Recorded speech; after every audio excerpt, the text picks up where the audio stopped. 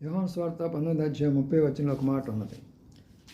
యేసు ఆ సిరకను పుచ్చుకొని సమాప్తమైపోయిందని తల వంచి తన ఆత్మను తండ్రికి అప్పగించిననే మాట.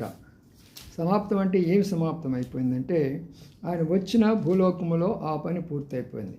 ఆయన వచ్చిన పని ఏంటంటే, మనుషుల కొరకు పాపం చేశారు కానీ పాపులను రక్షించడానికి మనుష్య కుమారుడు ఈ లోకానికి వచ్చాడు. కాబట్టి పూర్వకాలంలో మన పాపాల కొరకై బలులు ఇవ్వాలా, హోమాలు చేయాలా, యజ్ఞయాగాదులు చేయాలా, జపాలు చేయాలా, తపాలు చేయాలి, ఎన్నో చేయాలి.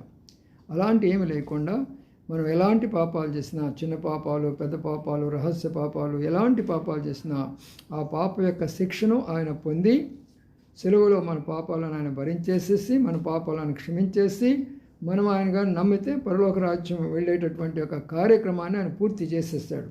అందుకని సమాప్తం అయిపోయిందని చెప్పడంలో గొప్ప అర్థం అనమాట. ఆ సమాప్తమైన కార్యం అనేది ఉండాలంటే ప్రభువుని యేసుక్రీస్తుని అంగీకరించు, నీవు కూడా పరలోక